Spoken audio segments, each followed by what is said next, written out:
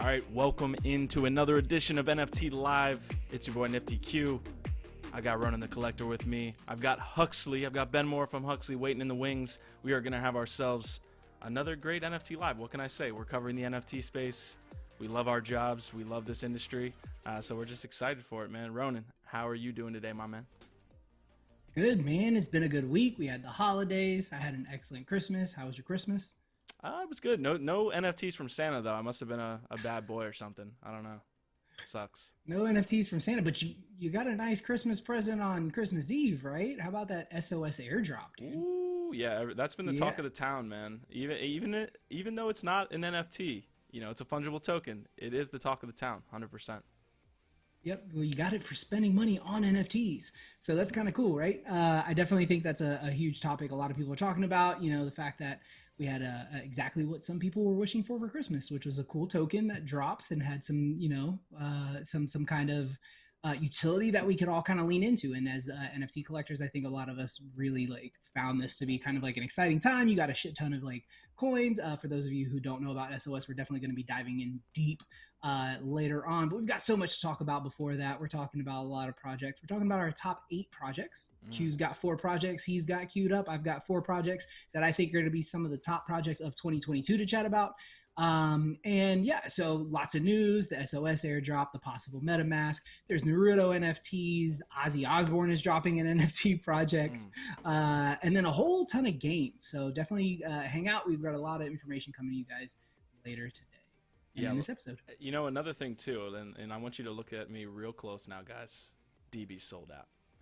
Deebies sold out, the Nifty Castle crew. We love those guys over there. Young Content's in the house too. We got a lot of just lads, and we got a lot of connections and networking and things like this with a lot of people in the space, and they're doing awesome, man. It's just great to see everyone really thriving in the NFT space right now. So shout out to the Nifty Castle crew. I want to give a brief shout out as well to our sponsor for today's episode. If you look down there, all the way at the bottom right, we got Society of the Hourglass. They are launching an NFT project, 8,888 NFT characters, which I will show you. They are really awesome. The characters are absolutely fantastic. The team is doxed. The team is fantastic. We've had them on the network multiple times. 8,888. That mint date is going to be on January 4th. There is going to be a pre-sale, and that is open basically now. If you want to get on the pre-sale, that is open. You're going to get digiphysical goods. You're going to get access to their eventual drops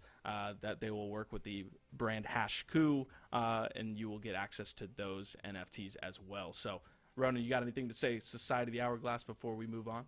This is a cool one, man. And just before the show, we were riffing with Ben a little bit, talking a little about the fact that these long-term projects I think are going to really thrive in 2022. I think we're going to stop messing around with these flash in the pan NFT things, and I think we're going to start looking to these long-term projects that are trying to build true utility out and experience, right?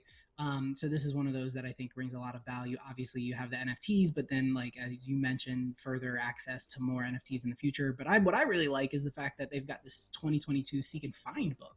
I was a huge Where's Waldo fan, right? So the fact that they're coming out with this book and the community will have a part in this book, I think is really, really cool. And then, of course, the art and their hopes to have this turn into something bigger that, maybe turns into an educational opportunity for kids and things like that. So shout out to the team. Thank you so much for being sponsors this month. We really appreciate the support. Yeah, thank you, Joe Payne over there and team. Okay, guys, this is what we're doing. We are going to hop into the Huxley interview here in just a moment. Ronan gave a great breakdown of what we've got on today's episode. We've got a lot of gaming updates. We've got the SOS airdrop that you all receive. We're getting some comments actually in the chat, so keep those coming. Naruto NFTs. We got a little Ozzy Osbourne, and then we're going to break down our top 8 projects for 2022. This is going to be a good one. I'm excited. Definitely, I'm going to leave the CTA up to Ronan here, but excited for you guys to be in the house. I'm going to give a quick shout out to Young Content, Deck, Cryptophasia, Alfonso, Prodigy. Who else do we have? Space Smells Like. DP is in the house saying thank you to everyone that provided exit liquidity for SOS. So we got some sellers Paper in the house. hands. Yeah. But yeah, go ahead and hit it, Ronan, and we will jump into this interview. Absolutely. So, for all of you who have diamond hands, we would appreciate it if you hit the like button for us. It does a whole lot to make sure that we're getting seen in the algorithm. The subscribe button also does a whole lot for the channel. The more subscribers that we have, the more people that get to see this content that we're putting out every single day of the week. And then, what we really appreciate the most is if you guys can take that link, drop it into your favorite community right now. It takes just a couple seconds. Control C, Control V into Discord, and let some other your friends know, let some other people know that we've got some alpha. We've got a great interview coming up with Ben Morrow for HUXLEY. And then after that, we're talking our top projects for 2022, as well as a lot of the news that's been going on this week. So it's definitely going to be an episode that you guys are going to want to hang out with and share with your buddies. So we appreciate it. It does a lot for the network. It helps us a lot. Continue to bring in these sponsors, get amazing guests for you guys, and continue to produce awesome content. And we have a brilliant Discord community too. The Discord link is in the chat. We've got a lot of gamers, we've got a lot of collectors, we've got a lot of artists, just everyone across the NFT industry in the Discord. Check it out. We've got awesome mods. They'll make you feel at home. But without further ado, we are going to get to this HUXLEY trailer for issue number 2, and then we will bring in the great Ben Morrow. Let's hit it right now.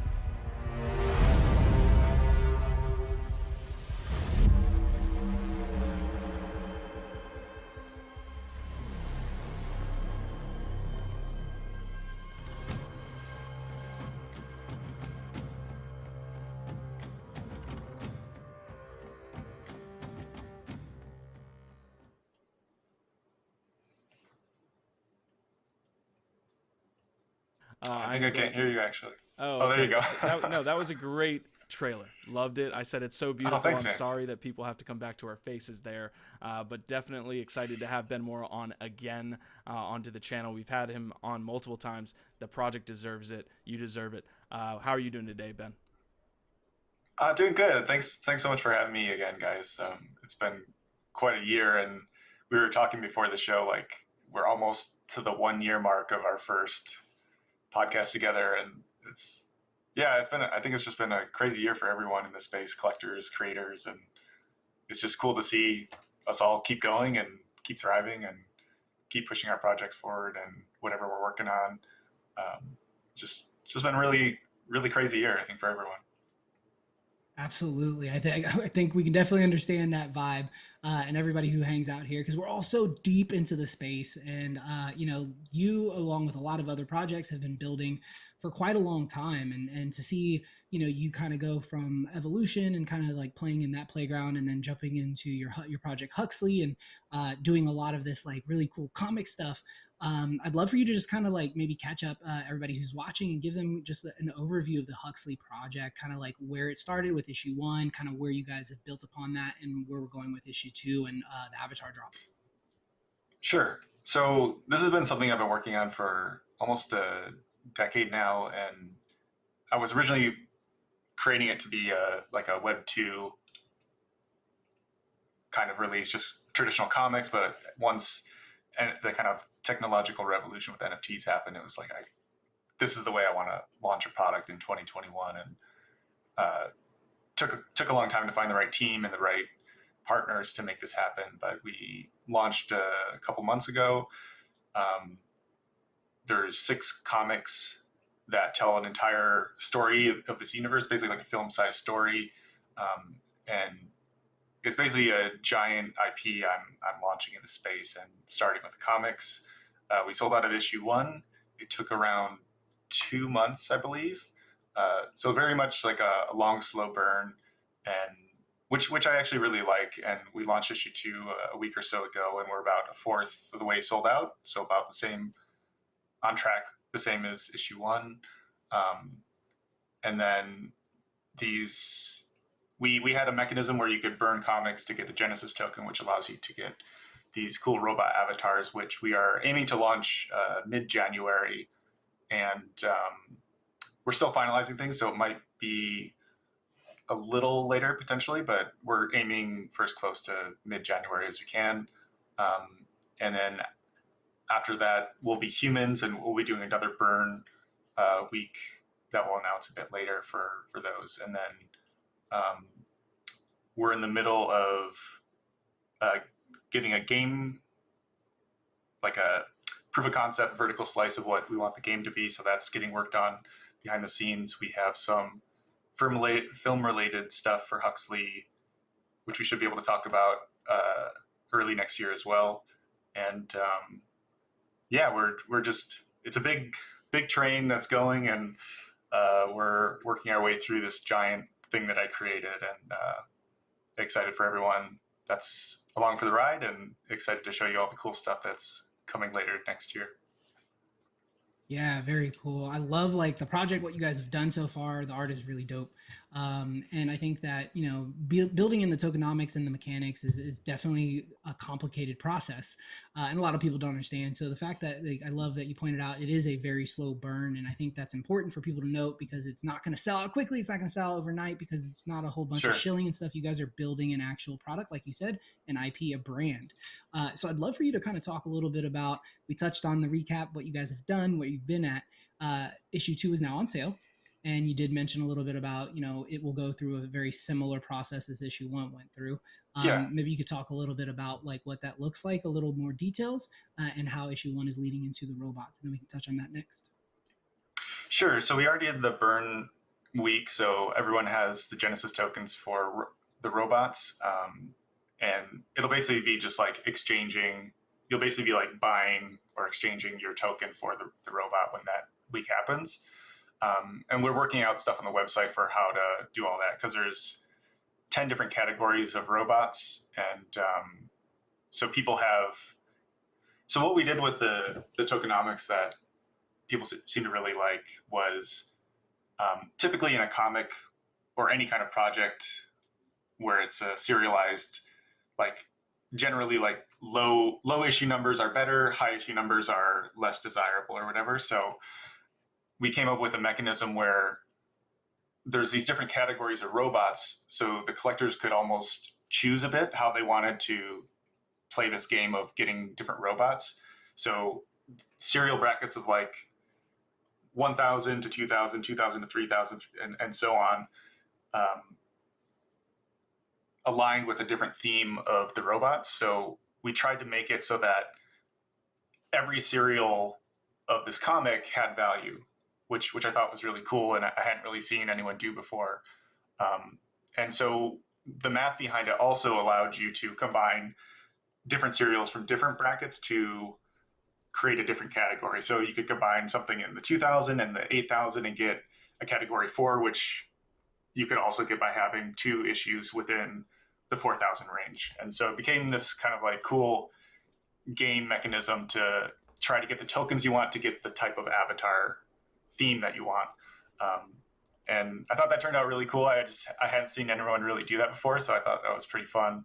And to see everyone like figuring it out and like burning to get hopefully the theme that they wanted. But a lot of people were happy with just whatever theme they got, because they enjoyed like all the themes they thought were cool.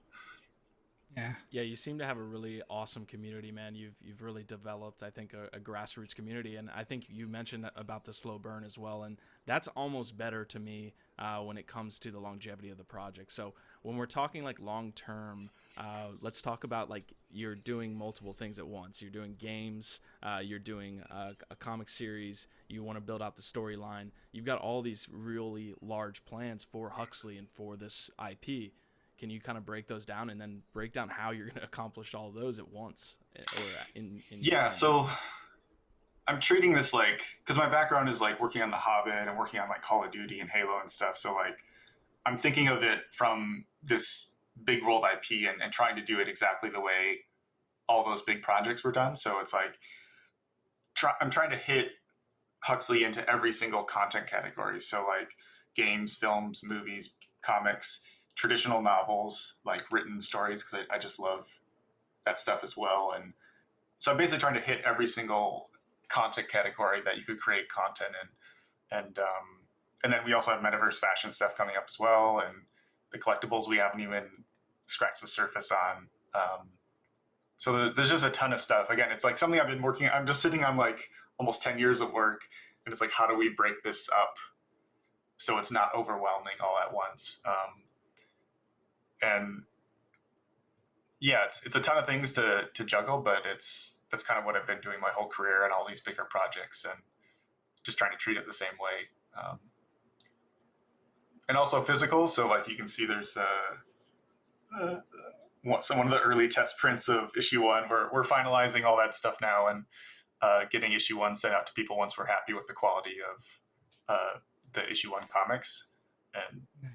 so again, just treating the same way. It's like it's just a big machine, and we're slowly getting to each little piece and making sure we do it good. And yeah, we'll probably do something similar with issue 1, where there'll be a date of just like, this is the final day you can mint something. After that, whatever's minted is minted, and then it's over, and then we'll move into issue 3 and keep going with the game and film and everything else as we push into next year. And also some other stuff we haven't talked about, but I'm excited to get into some of that without spoiling anything.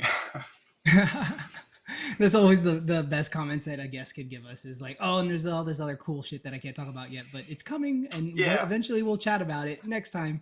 But for me, I definitely think that like the physicals are a really cool part of this project, and one of the reasons why I jumped in, being able to use your comic to cash in for the physical comic, but also those physical figures. So this is kind of like a personal curious, like when what's the timeline on something like that? Because I think the figures are really, really dope, and I love the character art so much that I'd love to start collecting like those as well.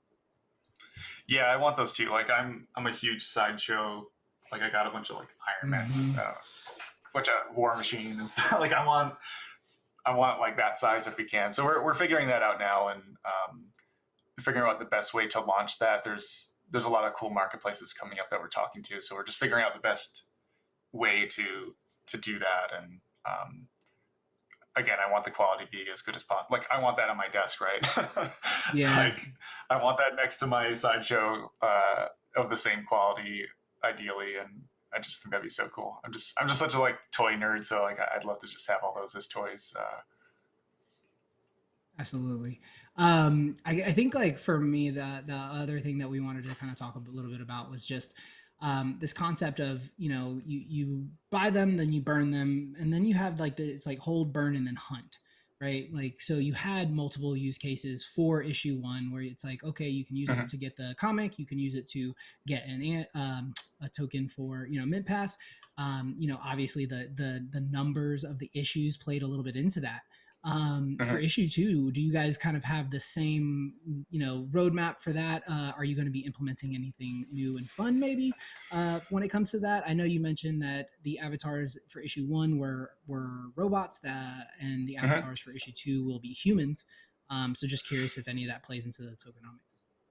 Yeah, so we updated the tokenomics to be, because before it was like you had to really invest into one issue, but now we spread it out over 3. So the next burn you'll need 1, 2, and 3, but less of each of them, as opposed to I think issue 1 it was like you had to get 5 and then you could burn 2, but now it's going to be spread over 3, because a lot of people were, I don't know, again, it's like a slow long-term thing. We don't want people to like have to like do too much for each issue, so we thought it would be nice to just spread it out and give people a lot of time to, again, just like find the project, get on, and if they want to. And all this stuff is optional, of course, as well. So like if you just want to buy one comic and read it and hold it and get the physical, like that's totally awesome. And we have things planned for that for people who just want to hold and buy one of each. And then people who want to get into avatar stuff, we have that path for them as well. And so we're just trying to have like a choose your own adventure to accommodate all the different ways that people like to collect and do things. And yeah, so it's just just kind of like allowing as many possibilities for as many different personal tastes and choices and stuff. Yeah, I want to get to the comments really quick. We had someone come through. DigiBree said, "Hi guys, I'm late. What's this new PFP project?" And we just want to break down that Huxley has been around for a minute. Ben Morrow has been in the space for a long time. And Ben, really, my question to you would be, how has that journey been since our first interview? Right, like you were launching Evolution on the Flow Network, and then you have now since moved to, and you're still developing, I believe, Evolution, but you're working with Huxley here. How has that journey been over the past year and a half almost? It's been crazy. I think, especially after Evolution, it was just such like a shock to the system, or just to me personally. I'm just like, I don't know. It's just so different to what I experienced the last like 15 years of my career in like games and films. It's just like, it took me a second to like understand what was happening as well. Just like, I don't know, because we're all inside and just kind of like get in this weird zone. We're not working at the office anymore, and it's just like, is this real life anymore? Like, like I've heard some people interviews where he's saying the same thing. Like, I don't understand what's happening. Like nothing. Like I haven't changed anything about my art, right? Like I don't think any of us have really changed anything. We're still making the art that we love and we think is cool, but now it's just disproportionately like now I can just make a living selling that, and I don't have to like work for someone else, and I can make significantly more connecting with an audience that just loves my work, as opposed to I have to go work for a big company or corporation who's going to take everything and give us like a penny for all this stuff. But now it's like I can take that same art and sell it to people and get what the corporation was making, right? So it's like just cutting out the giant middleman out of the room, and to see that happen just so almost like overnight, right, is just such a just almost like unbelievable thing to see happen just so quickly. So I think a lot of us are just like, it's still just kind of unbelievable, or it's hard to understand like how that happened so fast, just because of this kind of technological shift that happened with NFTs and the blockchain. And it's still just a really incredible and almost unbelievable thing to see happen so quickly. Yeah, I can definitely like totally relate with that feeling, and having seen it like really affect so many artists in the same way, right? Like giving creators in general the ability to really capture so much more of the value of what they're creating, I think is the superpower, right, of NFTs. And I think that when, you know, the wider variety of people started to realize, oh, this is like how it works and this is what I can do, it really did like take off, and it changed a lot of people's lives. And to see how creators can now do that is really like encouraging. And I think that it's why this technology will continue to change the world. So I think that's a great point that you bring up. I think so too. And yeah, for sure. And I or think even that like it's I'm also seeing stories. inspiring. Yeah, I'm seeing stories of just like, what was the one yesterday or a couple days ago, like some 10-year-old girl made like a couple $1,000,000. Like that's Yeah, the incredible, long man. Like if I was neckies. like 10, Yeah. if I was 10 and like I just love making art and like got that kind of like response and feedback from my work, that would just be incredible, you know?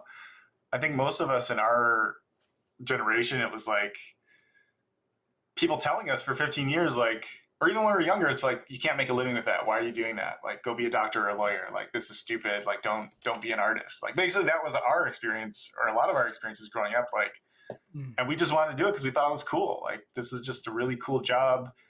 And a lot of, at least for me, it was like, oh, I'll figure it out. I'll figure out how to make a living with this. It wasn't easy, but I think we all just love making art for most of our life, that we were just like, I'm just going to do it anyway. You know, maybe I'll figure out a way to make money later. But most of our families and loved ones told us it was a bad idea and we should not go become artists, you know?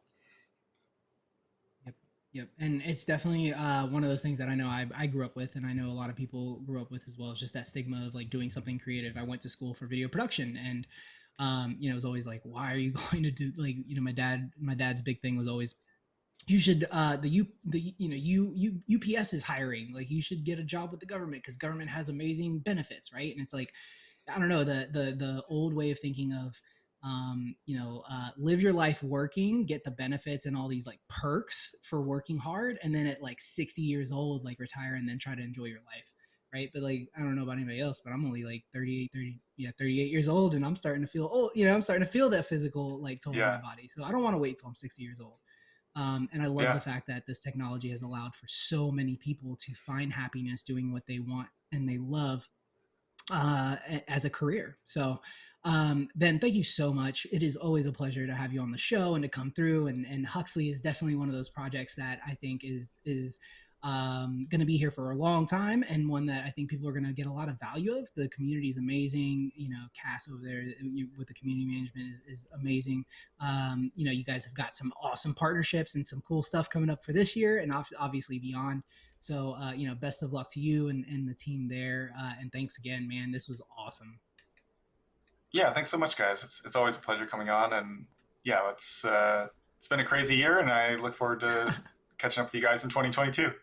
We will have another. We Absolutely. will have another episode. 100%, Ben. It's always a great time having you on. I appreciate it so much.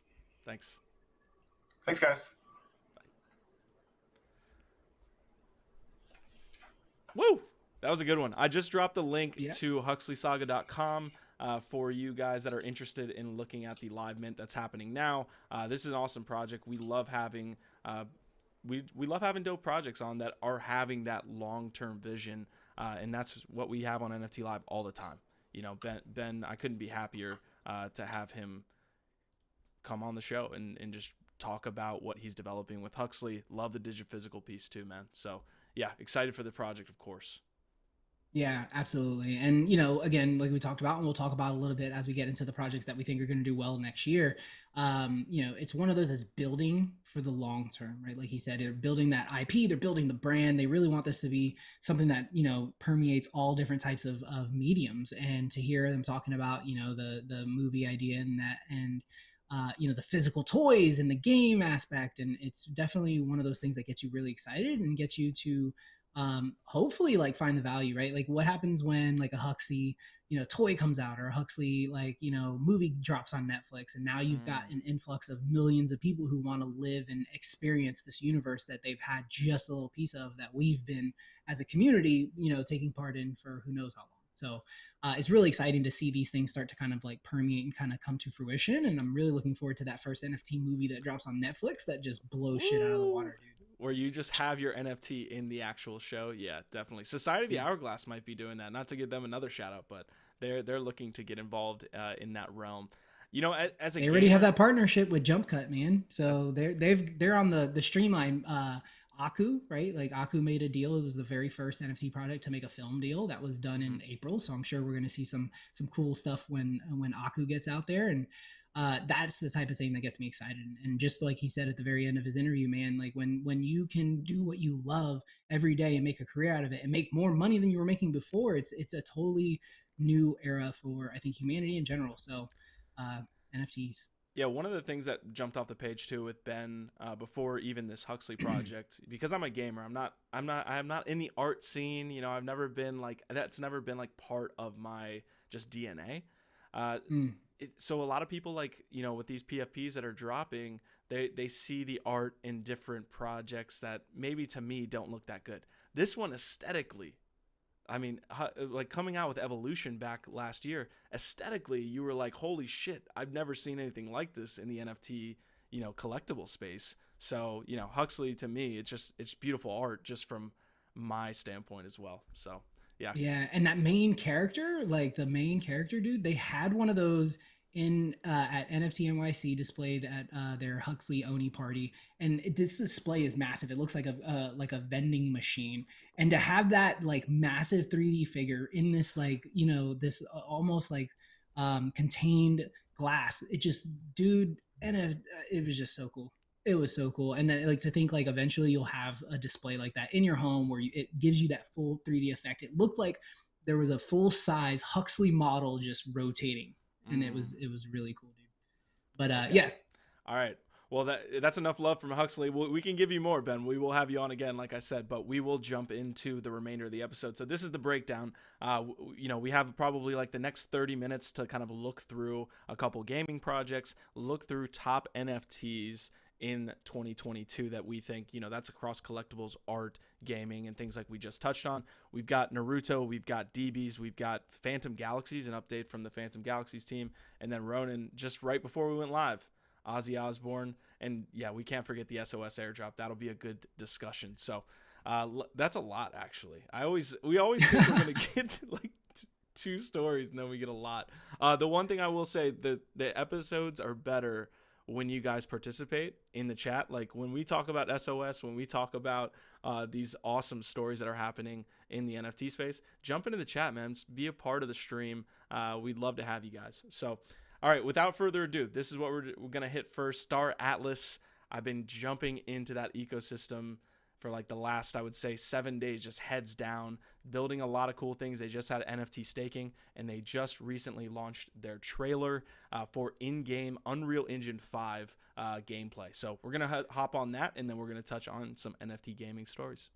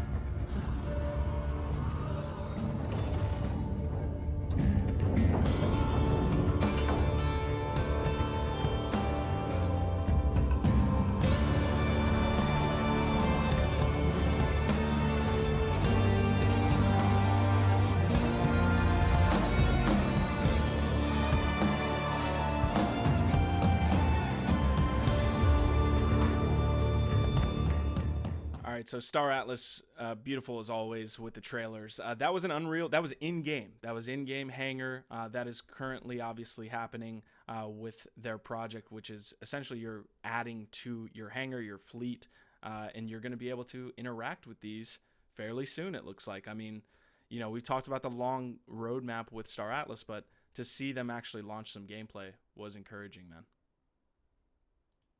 And it was impressive. Like the graphics are really, really dope. Obviously, it's pre-alpha and it's probably pre-generated and all that good stuff. But to see it actually, one of those ships coming into the hangar in Unreal 5 is really impressive. And I think that once we start getting these games, I can't say it enough. Once we get these games in our hands, I think like gamers will start to understand a little bit more. We get a lot of pushback from old school gamers who don't really understand what NFTs do and how they can enable us to own these digital items. But I think when you have a project like Star Atlas that is very much like Star Citizen, right, where people are spending hundreds of dollars, thousands of dollars on these digital ships, and they don't really own them, right? So like to go spend that money on a digital ship that you own that can be utilized, that will hopefully reap rewards. And already, like you said, they've already added staking. You're able to go in and earn, right, like on the assets that you currently own. So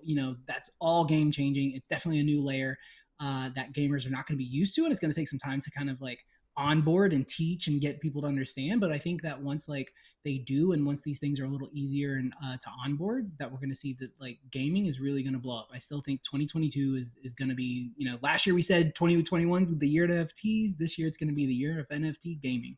Yeah, and it looks like we have some onboarding to do with you guys in the chat. There are a ton of people that are saying, hey, I'm not in Star Atlas. Listen, we have a actual sub-guild here that we're creating in LADZ City. A whole channel is now in our Discord devoted to talking about Star Atlas. So we actually had some links dropped. I'm going to show them right here for you guys. If you're looking to get involved, there's some onboarding to do with Solana. Like if you're not into Solana, you need to do some research there. I can't break that down for you unless you want to hop in our Discord. Then we can totally, dance. But I will show you real quick a little bit about the staking that's happening now, which is essentially just DeFi and NFTs, right? So you have the ships that you can buy, and these are really good resources. This comes from afia.com. Links are in the description. You can see the different ships, the actual price above or below where they were sold. So this one, for example, is going for about what it went for on the open market. And then you can actually see if you go to another reward site, which I can link in the description, this is the APR that's happening on these ships right now. So that same ERP that is about the market price for what it went for when it was sold is getting 139% APR. And that's the big story. Is if you go down the rabbit hole a little bit with some of these NFT projects, you have the opportunity to find some alpha. Certainly, it's a little bit risky. If the Star Atlas thing and project goes south, you could be stuck holding some of these that are going to be below market price. But if you're believing in the project, you get a nice little APR percentage there for staking these ships, and you have these cool resources here for you as well to kind of show off what you would be getting if you were staking ships. So it's a fun time, Yeah. man. I've been having a good time. Go ahead. Yeah, I was gonna say some comments from chat, which was DJ Savage says Atlas Coin's actually down about 60%. Looks like it might be a good entry, not investment advice. Do your own research. They're talking a little bit about the great APY on those ships. He also had a question: do you have to game to get that APY? And I believe this is just staking, right? Like you own the NFT, you stake the NFT, you get the APY. Fantastic questions. Keep them coming through. That's one of the best parts about these shows. And to answer the question, no, you don't have to fly a ship or anything like that. Essentially, right now, it is an NFT farming simulator. You're essentially taking the ships that will eventually have use cases, right? Where you'll eventually be in VR. Like if we want to play the 3-year game, you'll be in VR in your ship going on these missions, all of this stuff. But right now, you have the staking simulator that you don't have to play a game. The other point that he made there, and I've got the other link in the description. My guess is probably, and this is not financial advice, do your own damn research, people, but I would buy Polis because Atlas essentially is the rewards that you're getting right away, right? You're staking the NFT, you're earning every second. That's for everybody. So everyone is earning Atlas, and some people are selling that Atlas. So guess what's not being distributed widely, but is a part of the Star Atlas ecosystem? Polis tokens. So if you want a good breakdown there, might be even a devil's advocate breakdown, but my guess would be buy the governance token. It's the AXS, the Axie Infinity token, as opposed to the small love potion in Axie Infinity. So that's Got you. I was gonna ask, like, so the Polis is the governance token, right?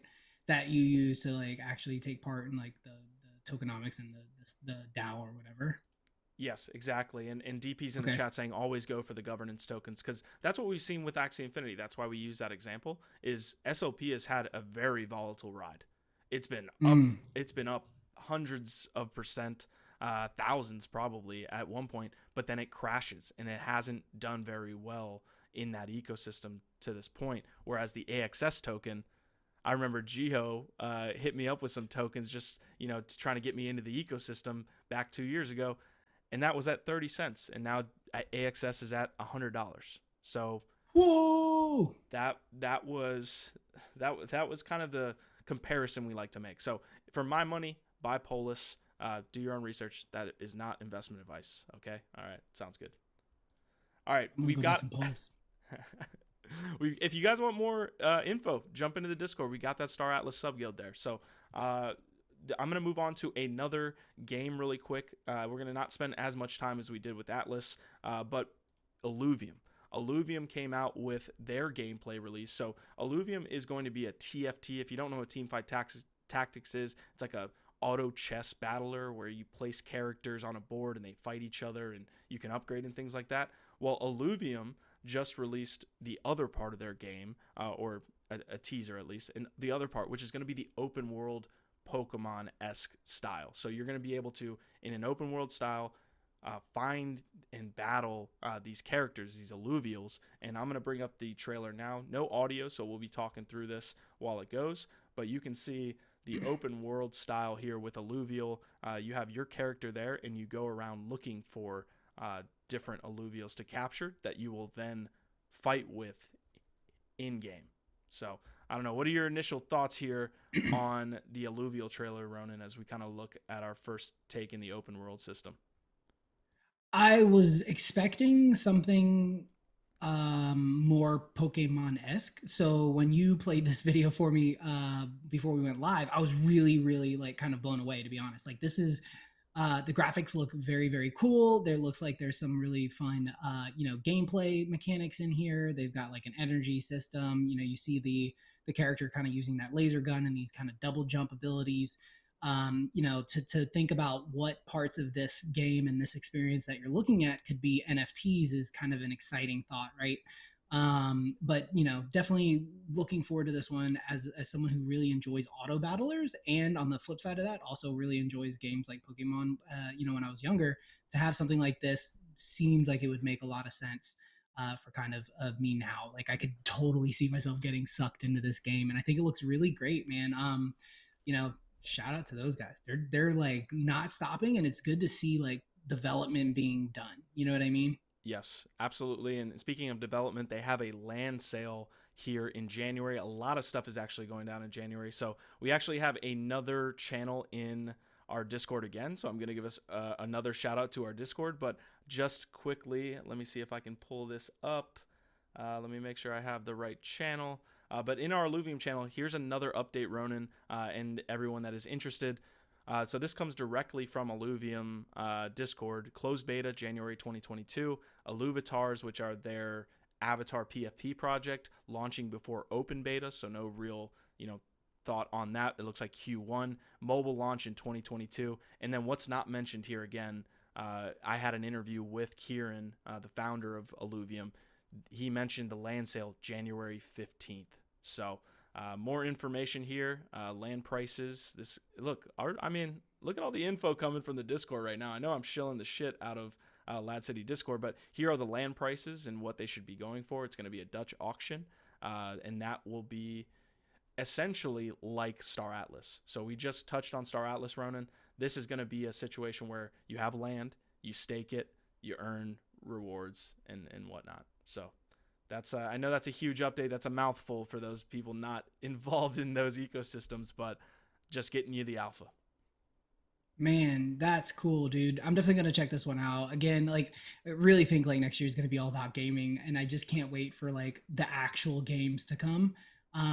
Which definitely feels like it's gonna be mid to late year, but hey, Mm. take the time they need, get it right. Let's do this the right way, and let's get into some like NFTs and gaming. Absolutely, man. All right, so this is what we're gonna do, guys. Biggest story of the week. Ronan's gonna take this one. You got yourself a tall task because this is going to be an interesting one. SOS Airdrop happened on Christmas Day, I believe. People were essentially airdropped by Santa or by the SOS team a ton of tokens based on the volume that you were doing and buying on OpenSea. So I'll let Ronan take this away. We'll kind of jump into the SOS airdrop, but this one's huge, man. Yeah, this is a really big like deal. I think like some people were like not sure what the hell is going on, and other people are like, just do it. And it's like when tokens drop like this, it really is kind of like a clusterfuck until like it really kind of plays out, right? And you and I were kind of talking a little bit about, I think a good place to kind of start with this is the fact that this is becoming a little more of a regular thing in the space. We've kind of first saw it with Uniswap last year, and being able to drop these tokens to people for using a specific platform or a specific function or website, I think is an interesting way to kind of start a project. Nobody had any clue the Open DAO was coming. This team kind of put this together. They came up with the distribution model. Obviously, they put together the website and their hopes and dreams, and then they just dropped it in every single wallet that's ever transacted with OpenSea. So like to do that, you're basically tapping into the exact demographic that you would want to market to. And so it's almost like a really good play when it comes to marketing, right? We talked a little bit about that. We talked a little bit about some other coins that dropped, like Rari, ENS, Botto, things like that, right? And a lot of the times when they first drop, it's kind of like figuring it out. But then over the following weeks, you start to get more information about what the project is, what it's about, what it's trying to do. And I think that that's where you start to see real value. Just over the last few days, I've seen an NFT platform pop up. I've seen the World token launch today for NFT Worlds. Pranksy set up a World SOS swap on Uni. So you can go in there, swap your SOS tokens for World tokens. I've seen other artists who have started to put out their art and say, hey, this is, for, I'm selling this for SOS, and hold, auctions on Twitter. So to see the community be able to take this and run with it and start to create and build around it, I think is where the strengths of the technology really come from, and don't really, it's not something we talk about a lot, like we don't talk about, how I can go and I can build an entire experience around someone else's NFT project. We did a little bit when we talked with the guys from, the Galaxy Fight Club. But this is a really good example of how you can have a token, you can have an NFT where the community kind of takes charge and the community starts to build around it and they bring the value, right? Like, I think that's something that a lot of us tend to forget, is that not only are we being rewarded for partaking in these ecosystems and kind of interacting with them, but hey, we can almost like take our own destiny. And if we choose to spend time in the community, if we choose to build on these products, we ourselves can kind of shape the value of these assets. So it's really what I think is so unique about the space and the technology that just really doesn't get talked about. And I think this is a really good example on how you can do that, get it out there, get so many people talking about it, right? And then just let it kind of do its thing from there. What comes next, we'll have to see. I mean, there's so many different intricacies. I have a tweet here from Alexis Ohanian, founder of Reddit here, who kind of talked about it. I mean, the tweets were everywhere. So, I mean, it took over the space. And to your point, Ronan, these airdrops act as marketing tools. If you can somehow get the liquidity into the pool and you don't have this massive sell pressure, which you think would happen when you're dropping, but there were some details that are going to be why that did not happen. First and foremost, if you look at the website, and we'll jump in here, this went, again, based on volume.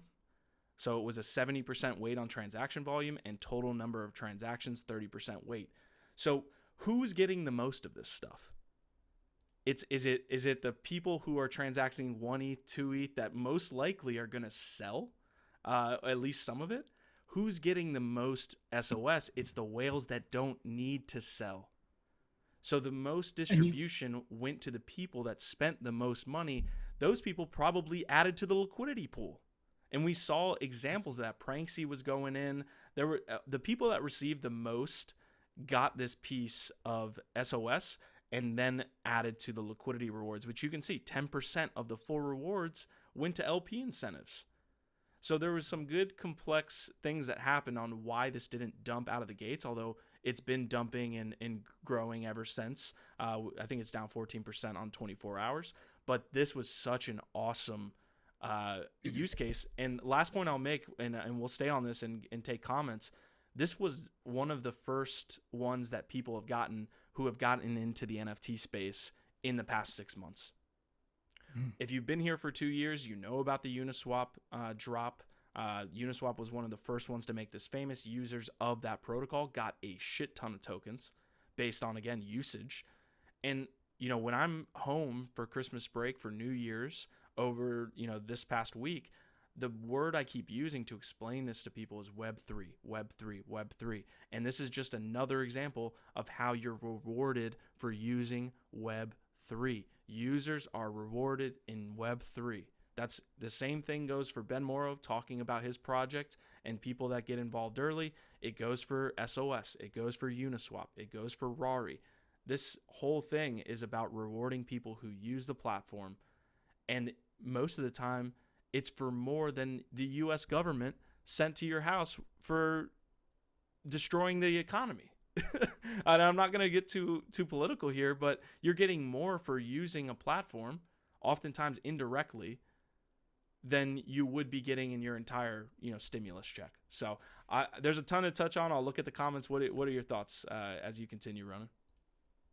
Yeah, I think that to your point, this is where I hope the newer NFT collectors start to understand the real power of Web3. A lot of them come in and they are here for one of two things, right? They're here because they heard you can make $1 million in a day flipping NFTs, or they're here because they understand and they appreciate digital collectibles. A lot of them aren't really into NFTs because they understand and appreciate Web3. And this was a really good way of kind of getting attention on that, right? Like there was a lot of people asking questions. I answered some questions on Twitter that were general questions about, what is an NFT and why is an NFT different from an SOS token? And it had to explain, an NFT is non-fungible and an SOS token is fungible. So what does that mean? It means that the NFT is a unique one thing. It doesn't have another thing that equals the exact value. An SOS has the same exact value as one other SOS, right? So it can be used as currency. I think it's just a really good way to onboard more people into the Web3 ecosystem, not just NFTs. And there's no better way than dropping money on Christmas Eve into people's pockets, right? And for those who, got it on Christmas Eve and sold it on Christmas Eve, I think it was I could have sold all of it for like $2,200, and now it's 5 times that, right? Yeah. And so now you're teaching people about how the market works and how it can be affected by different things that take place. So I definitely think this is an excellent teaching moment for a lot of people who are newer to Web3, and obviously a good moment to reward those of us who have been in it and have been transacting a little more than we thought we were, because I was super surprised when I saw that number, how much I transacted with OpenSea in the last year in ETH. Yeah, and again, this could be volume, right? It's not so much that someone maybe bought. You could buy and sell 1 ETH over and over again and get to 200, 300 ETH and have gotten a very large chunk of SOS. So it's about usage. And there's another point that we'll get to here in a second, but there are a ton of different protocols that haven't launched tokens yet that you can get involved with in one form or another, even maybe interact with one time and receive these airdrops. I'm going to show on my screen really quick, and I'm also going to drop in chat if you have not done this yet. There is no claim, there is no claim date that's in the short term. There is a claim date, I believe June 2022. 22nd. Yeah, something like that. Yeah. So in June of 2022, you would have had to claim by now. But let me take you through this. I'm going to try to connect my wallet. So you're going to connect wallet over here. I'm going to do that off the screen just in case something funky happens, and then I'll bring it back up. But I'm going to connect my wallet on screen. I will use the Metamask function. So I've connected my account now. So it says I'm connected. I'll initiate the claim. But before that, I can see what actually is going on here. So you guys actually see what I'm getting in at least one of my wallets here. And that is the SOS reward. And you basically claim the airdrop. And that's basically it. It's that easy. And I'll zoom in. Sorry about that. But so you'll connect in the top right corner. You will then look to estimate your rewards, and you can see that here's all the estimation based on number of transactions and all this stuff. So claim airdrop, bada bing, bada boom, you are basically done. So that's as easy as that if you're looking to actually claim. Go ahead. Yeah, and I was gonna say, just to kind of bring a little more value to the segment, for anyone who's curious about the tax implications, because that is a conversation that a lot of people in the space are having. We're getting towards the end of the year. People are starting to realize they spent a lot of money. They got a lot of free money. What does it mean when you get a token like this? Well, according to my CPA, essentially, if you are able to claim the token, it does not count against your taxes or anything like that, just because you're able to claim it. However, as soon as you do claim it, then it is considered a capital gain. And at that point, you do owe taxes on whatever the coins are worth at the moment that you claim. So for people who claimed right away when it was kind of at the bottom, you actually tax-wise were in a better position, because anyone who claims now is looking at owing taxes on probably 4 to 5 times what it would have been a week ago. However, if you wait until 2022, it's a new year, you can claim, and now it only affects the new year of taxes. So just a little information. Obviously, do your own research, double check that. That's coming straight from my CPA, but it doesn't mean that your CPA agrees. But it does seem like that's the general consensus, is that as soon as you claim it, you're now having that taxable event, and it's going to be based on whatever the token was trading at that moment. Yeah, let's have a full tax breakdown episode right now. No, I'm just kidding a little bit, guys. So we are gonna jump off out of SOS. I guess the last question and comment I want to have here, and feel free to drop, whether you claimed, whether you didn't claim, whether you're holding, supply and liquidity. All these questions are great to kind of talk about. But where does the community go from here? Right, like this. One thing we didn't touch on, I guess, is like the relationship to OpenSea.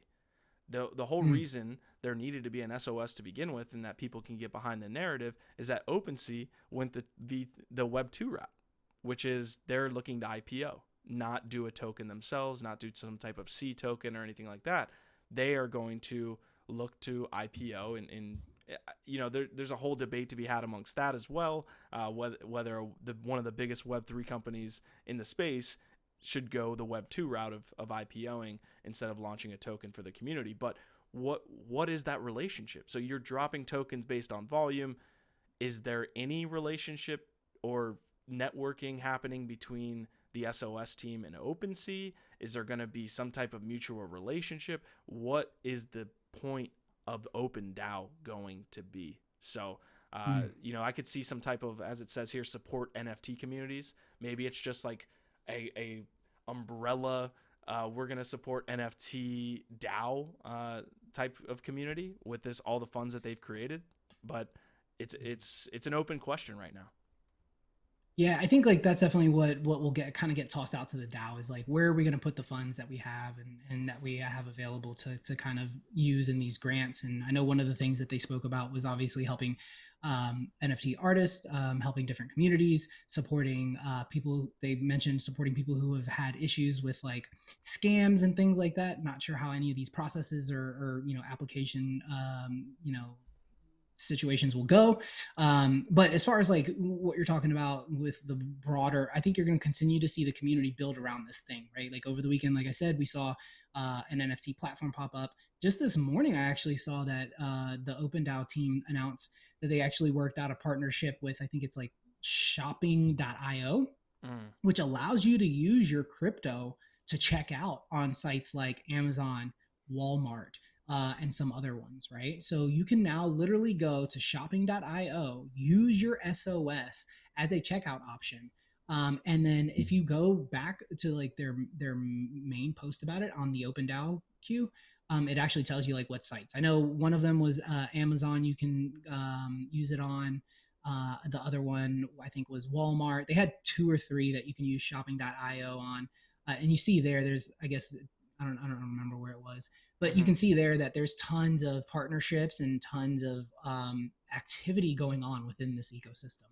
So I definitely think that when you look at the opportunity we were all given as NFT enthusiasts, this could be your Doge, right? Like this could be our like moment Mm. where you get dropped a billion tokens, you sit on it, and now as a member of this community, you start to build and you bring the value to that token yourself and as a community and as a creator. So I don't know, maybe we need to start looking at how we can integrate SOS in some way, right? Like I feel like that's where people are going right now, and that's what brings the true value to any of these projects. Bored Ape took off not only because of like the art was cool. You look at the floor art, we've talked about that a little bit, but it also took off because of the fact that day one, people like Dario were spending 8 hours a day turning out derivatives that Mm-hmm. were dope as hell, It's a really right? good, Like, so the really good point. community jumped in, they take it up on upon themselves, and then they start creating with it.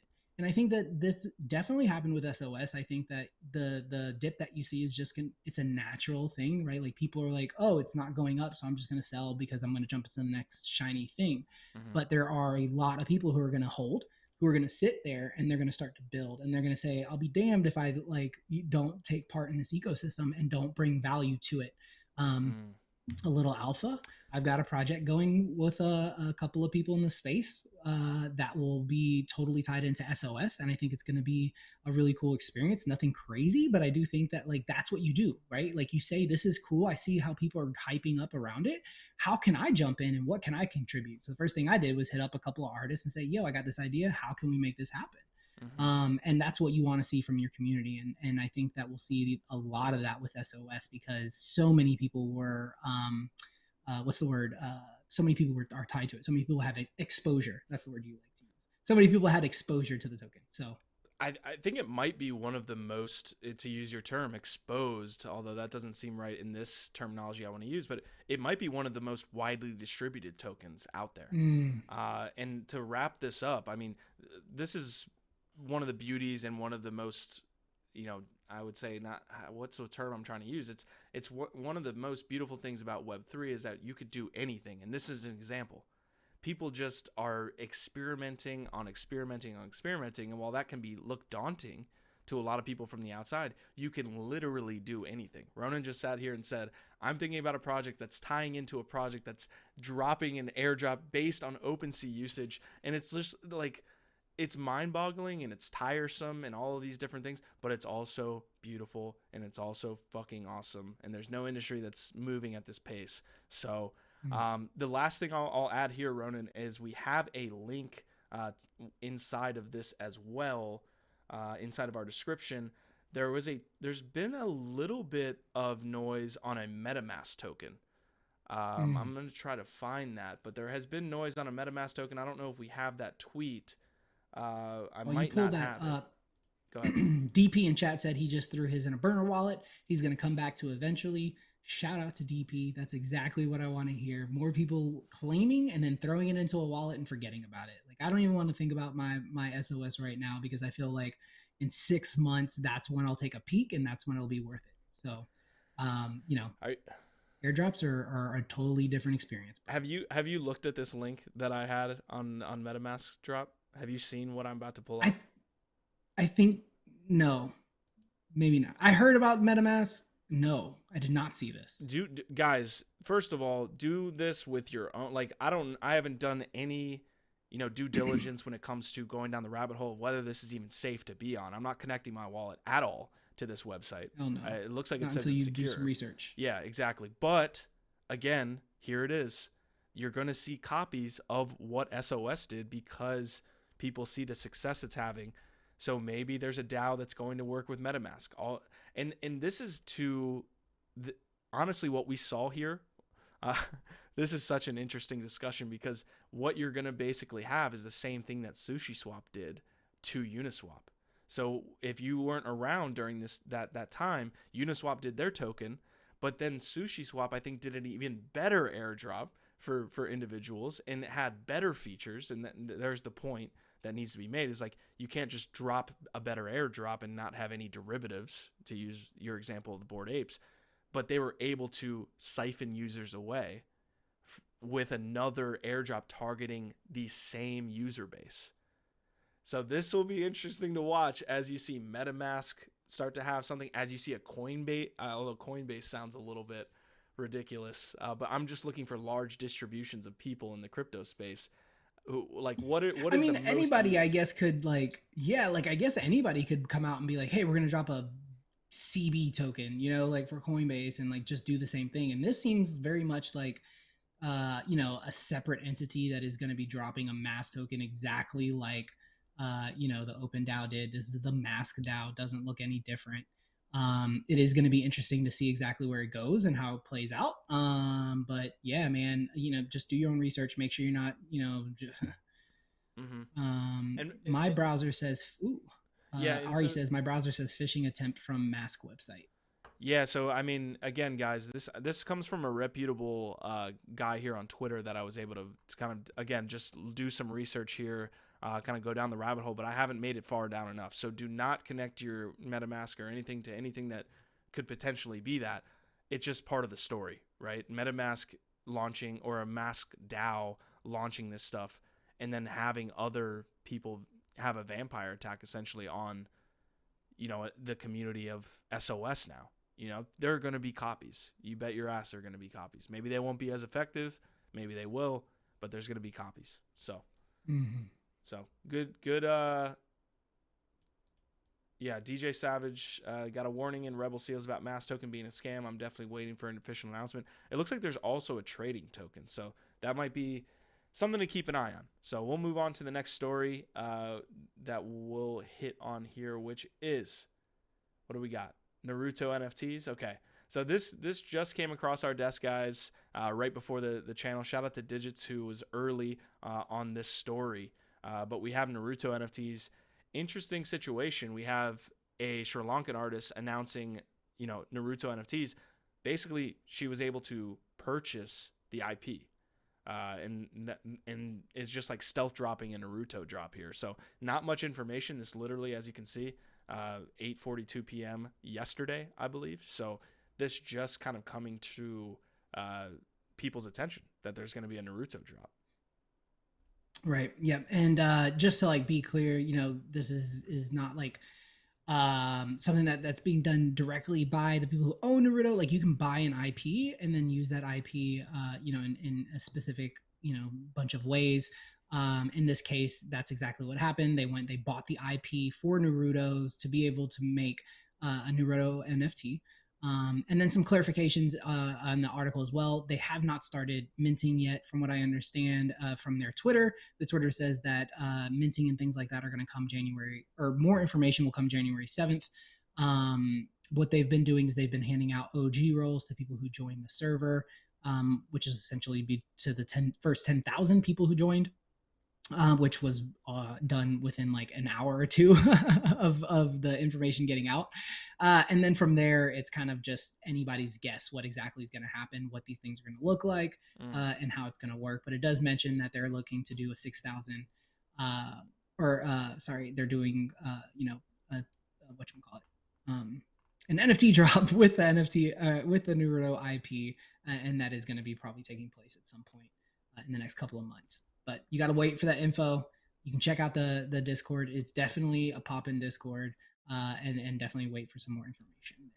Yeah, and the tweets that we saw there up on the screen, I don't think you have to be in the Discord to be a part of the mint whenever it takes place. But yeah, not too much information on the Naruto drop, but just recently came up. So wanted to get you guys that info as we make our way into this quick story. What do we got, Ronan? What's happening with at Nifty Deebies? Shout out to Nifty Castle. Shout out to the homies. They have sold out their Deebies. All 3,053 of those handcrafted demon babies have been sold, of which I've got like 8 of those cute little fuckers. And I am super excited because what comes next is X-Ray Deebies and X-Ray and yes, and then after that is Witchy GF. Witchy GF is going to be really cool too, and I'm really hoping that we see some more support behind that project. But yeah, X-Ray DBs, Winky DBs have now been unlocked now that we've sold them all out, and those guys worked hard. We talked last week. We had that live moment where we got to kind of jump into Nifty Castle's 24-hour hackathon, which was the second one they did. And they really pushed to get this project sold out. They've been working hard at it. It's been going for about 6 months. So shout out to those guys. They're going to be doing some really cool stuff. If you guys do not know about Nifty Castle, you're going to want to definitely follow them on Twitter. Us here at LADZ, I believe Q and I are both kind of working closely with Rich and the team over there to kind of bring some really cool aspects to their ecosystem. So check out Deebies, check out Bob Ross DAO. This is a great group. I'm really looking forward to what Nifty Castle does in 2022. Yeah, Rich, Jip Dead, Woe Boy, Lola Menthol, Sketchnate, all those guys at Nifty Castle, just awesome people. We have an Art Start Now. Also, they host Art Start Now on Saturday on LADZ City on this channel. So you get to check them out, talk about the latest in the art industry. But yeah, wanted to give a quick shout out to Deebies. Ben Mora mentioned slow burn. Deebies was a slow burn, and you know what? That this is exactly what the NFT space needs, is for teams like this to sell out. So if you want to give them a shout out, definitely do that. Another one I will quickly shout out is Louis C. Rhymes. He's another one that's just getting after it. That's going to grow his organic community as we see into the future. So all right, so this is the next piece. We have Phantom Galaxies. Thank you so much to Animoca Brands for introducing us to Phantom Galaxies. They are going to be an absolutely lit project when it comes to the NFT gaming space. We have a trailer that we're going to play, which displays in-game as well as just awesome trailer effects. And we will get to that Phantom Galaxies alpha release, which just literally is about to hit right after this trailer. So let's watch the trailer and we'll get back to it.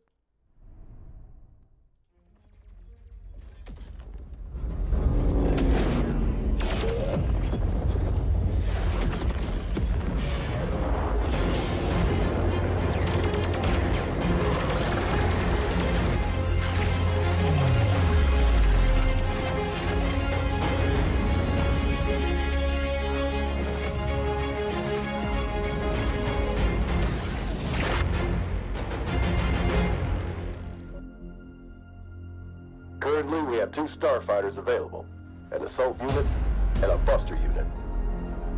The assault unit, the CSF tier, is a balanced unit, perfect for mid-range engagement with options for close and long-range combat. The buster unit, the USF Kierkegaard, is a heavy unit, focused on defense and firepower, sacrifices speed and evasion for sheer raw destructive strength.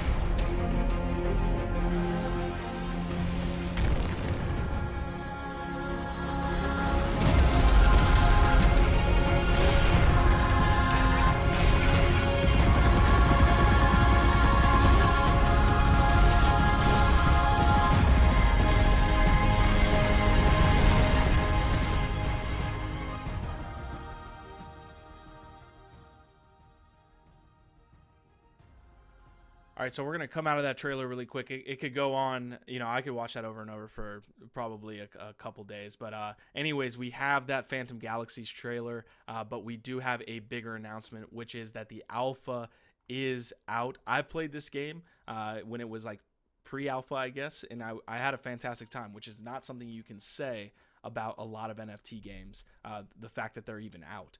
So the story here is going to be, and this comes from Robert Hugendorn, working at DAP Radar now. Shout out to Robert.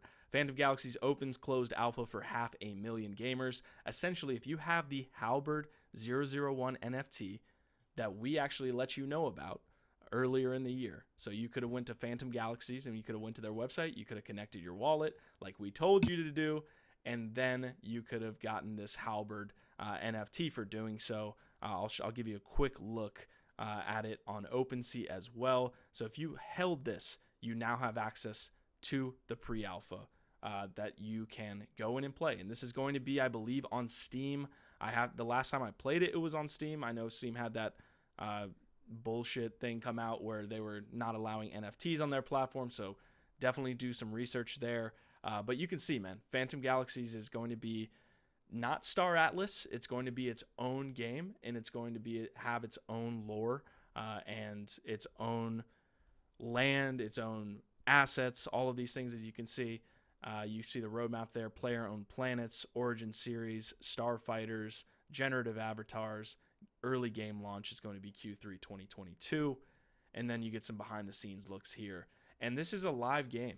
Again, like, it's not, they haven't launched it officially, but I've downloaded it. I've been in the world. I've played and battled. I've hopped into essentially a Gundam wingsuit, and I've been getting after it. So shout out to the Phantom Galaxies team. We'll break it down a little bit more before we move on.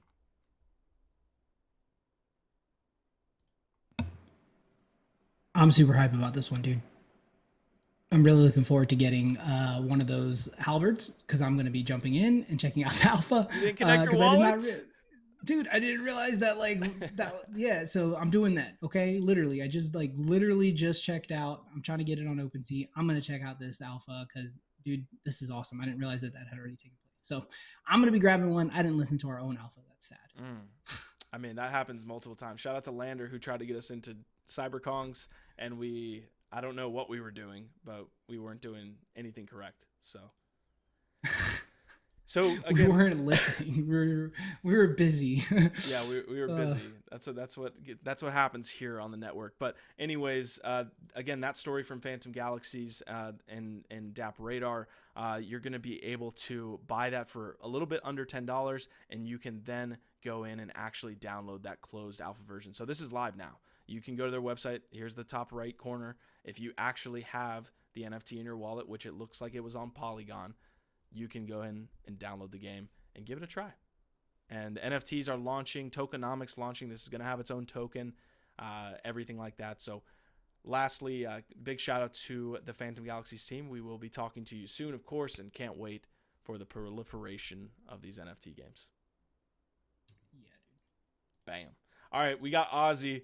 Man, this is one of the longest episodes we've had in a minute. We've got Ozzy, and then we're going to touch on some NFT projects, but go ahead and hit it, dude. All right. Ozzy Osbourne has got some NFTs dropping for you guys. Basically, this project, why I thought it was something that we should talk about and why I thought it was really cool is because honestly, it was an epiphany that I had while I was explaining the mechanics. So what's cool about the Crypto Bats by Ozzy Osbourne is the fact that these bats are going to be released with some traits those traits will play into kind of this mutation aspect. And what does that mean? Well, that means that the crypto bats are partnering with multiple communities. The communities that have been announced are Bored Ape Yacht Club, Supducks, Crypto Toads, and then there's going to be one more added. And essentially, every crypto bat will be able to bite one of those other partner NFTs once. And once you do that, it will create a mutated version of that NFT, from what I understand. And when we talked about this is essentially like you take the idea of the mutant serums and you make that an entire project on itself. And again, building on other people's projects, you give it utility through that, right? So like this is essentially buying, one of 6,000, 8,000, whatever, 9,666 bats and or serums, and then you can go and you can use your bat to, and you can what NFT are you going to combine it with? Are you going to do a Bored Ape? Are you going to do it with your Subdex? Is it your Crypto Toads? So it's really interesting, and it's going to be cool to see exactly what they mean by mutating another NFT in the wallet. I really do think we'll see a very similar aspect to the mutant apes, where you'll take it, depending on what traits the bat has, it'll take the original piece of art and adjust it and change it in some way, shape, form. And then you'll have a mutant, or a bat mutant ape or gutter cat or whatever they end up partnering with. The people who don't mutate their apes because they want to hold like a virgin ape are like the most meta people in the NFT space. Like if you're thinking that far into it, like somehow the virgin apes are gonna have some utility, that those people get like, I shout out to you, man, because I cannot get that far down the conspiracy rabbit hole theory. Those people definitely listen to Alex Jones for sure. Hey, look, the day that happened, I had multiple people hit me up and were like, what am I supposed to do with these serums? I don't know what I've got as M2 and an M1, and I can do this and I can do that. When it's worth this and it's worth that. And it's like, dude, the tokenomics of the mutant thing was dope. And a lot of people were really, really into it. And for anyone who doesn't know, the guy who bought that level 3 serum a couple days ago for like 3.8 million is going to be doing his live mutant mutation tonight on Twitch. So that's going to be an event. People are going to be jumping into that, and it's going to be pretty cool. 3.8 milli for the M3. It's insane. And now he's going to use it. And everybody's like, what's he going to use it on? Who's he going to use it on? What's he going to get? What's the mutated ape going to look like? So, it's really cool to think about the fact that, someone's building a project, based on derivatives, essentially. Or the idea of derivatives. So when they say Bored Ape, is mutant ape involved? Because again, I wanna hit this. We're gonna touch on our top projects next and finish up the episode. Get into mutant apes before it's too late. I mean, it might obviously be too late for some people, but we were telling you about that shit when it was like 2 ETH. What was the floor of mutant apes at one point? Dude, it was pretty low, man, for a while. Just like the dogs. The dogs have been low, and I keep preaching about it on Twitter. Like, yo, these dogs are like way undervalued. And when you look at it now, like the mutants are at 10 ETH floor. Right. And like the dogs are at, I think 3.5, 4. And there's half the supply of the dogs. And despite the fact that we still don't know what the perk is going to be, we do know for a fact, and the team has said multiple times that there is a perk for holding a Bored Ape and a kennel dog, right? So, I think a lot of people forgot about that and put it out there. But even when they had the tokenomics announcement, they did say in there that there was a hierarchy, and one of the tiers of that hierarchy are Bored Apes who also have a kennel dog. So how that plays out, how it works, it's going to be really cool. XP. I would not burn Black Hat for an Aussie bat mutant. But fun story there is a guy found me on Twitter. I had started a Twitter thread about my mutant I don't remember, something about apes. And this guy who owns Black Hat's mutant was like, yo, dog, I think I own your mutant. It was pretty cool. Twitter's such a big place, but it's a small world. That is an interesting piece there where you have kind of cool. You sold the mutant, so now, paper hands. Yeah, I sold the mutants. I'm not holding mutants. Yeah, I got you. No worries. All right, so this is what we're gonna do. I'm gonna give a quick shout out, and then we're gonna round out the episode here with our top projects in 2022. DJ Savage, big shout out to you, saying love Louis. And then also said about the Phantom Galaxies trailer, looks so dope. Prodigy's in the house saying, let's fucking go. Crypto Suki saying, Buster Unit is OP. Cannot wait for more Phantom Galaxies. Luis Castro is shilling the hell out of Citus Games. I don't know if we're about that life. Careful I with asked the shill. him what Citus Games was. I told him to link, drop a link in chat, and I'll look it up. And if it's something that I think we should chat about, we'll definitely do that.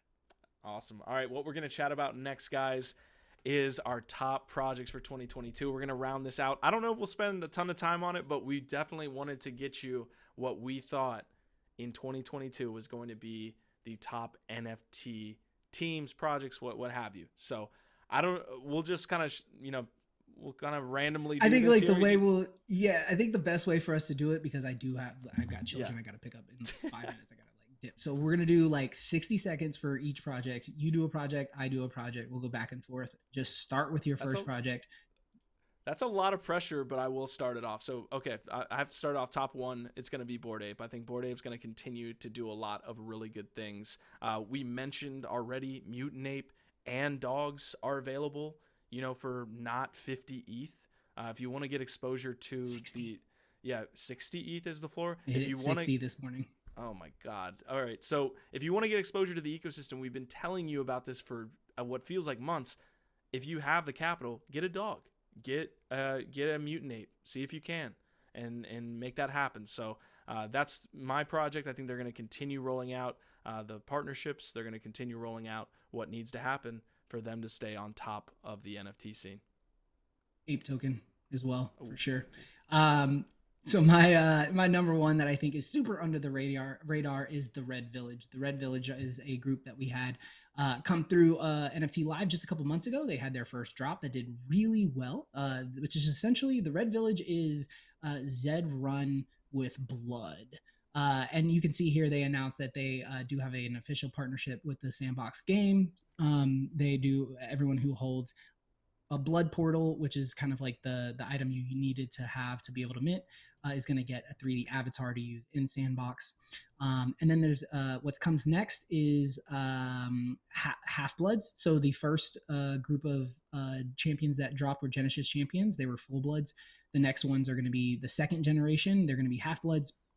And they're going to be dropping the game, and the game is essentially an auto battler. You'll pick what champion you want. You'll drop him into an arena based on his stats, based on what arena he's in, and all these other aspects. They will fight to the death, and I think this is cool. I think it's awesome. The team is extremely talented. These guys have been in gaming for a very long time, and I think that this is one that is super under the radar. If you guys can jump in, definitely check it out. It's going to be a really cool. Absolutely. Nice job there. That was a fantastic breakdown of the Red Village in 60 seconds. They should pay you to do that.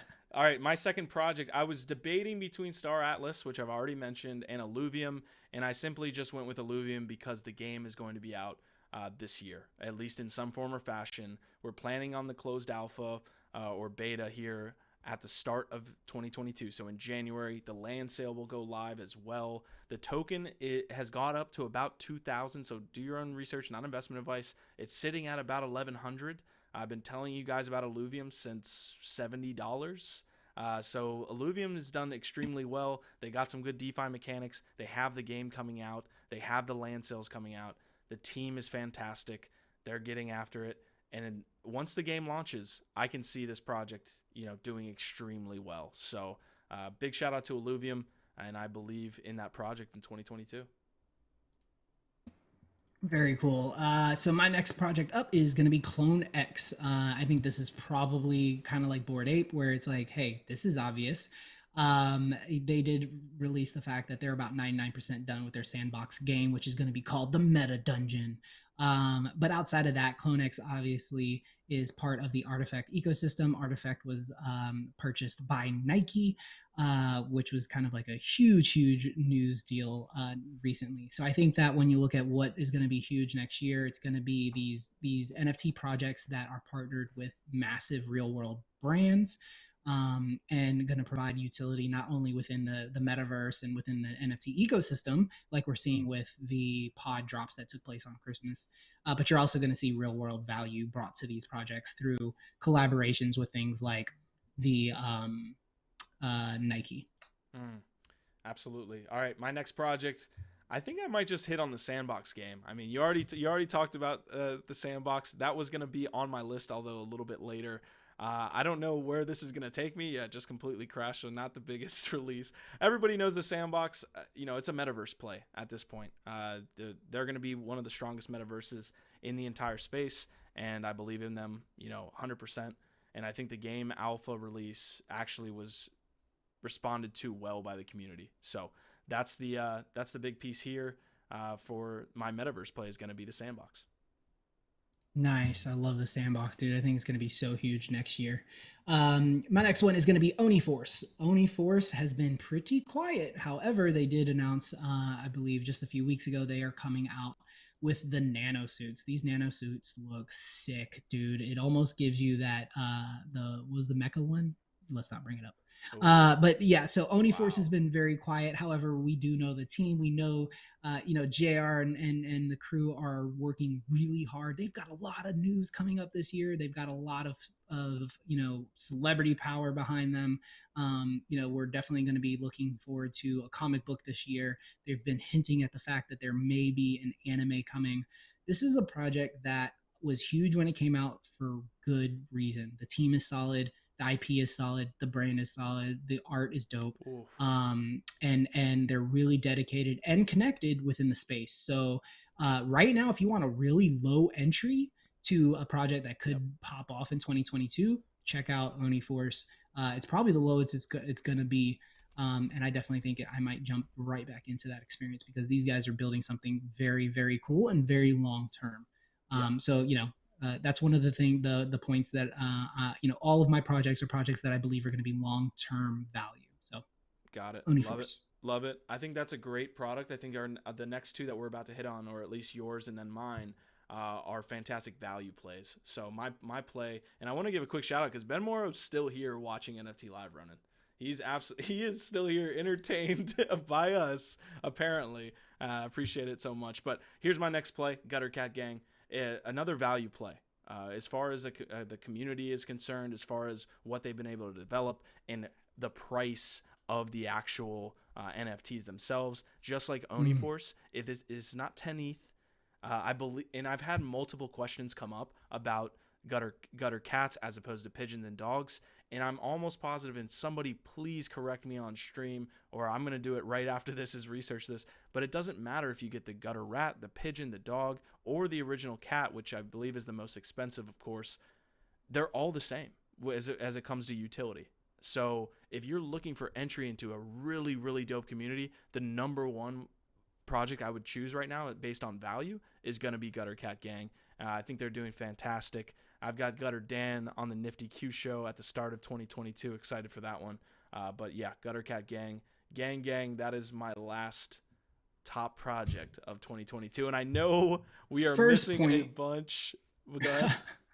I'll say first point about Gutter Cat Gang is they are hiring for business development. If you have any business development experience and you think that you want to jump into the space, people are always like, hey, I love NFTs. How can I make NFTs my career? If you have any experience doing business development, the team's looking for a business development professional. And then the second is I definitely think I'm going to be jumping in with the pigeons. The pigeons I think are the cheapest right now to get into the Gutter Cat Gang. But what I love about the ecosystem is that they're all equal to Q's point. So you can jump in, you can be part of the gang with one of those pigeons, and you can reap the rewards. Yep. All right, guys, we do have to go. Give a big shout out to Ronan here, who's got IRL kids to take care of and still puts it together for NFT Live each week. Machiavelli saying good morning, y'all. OVOT. It looks like Xplow was saying Red Village is undervalued. Chicken Derby was made. Top project Neo Tokyo. That's a good one. I would take a look at. Tokyo. I need to look at that one. Yeah, they're doing a fantastic job. DJ Savage saying Pigeon is 1 ETH. So yeah, guys, long episode here, but thank you for staying tuned the entire way through. Digits is in the house saying I'm hyped, and we are hyped for 2022, and we thank you so much for supporting us in 2021, man. Shout out to all the lads in LADZ City. We're going to continue grinding at this, man, and I can't wait to see what happens in the new year.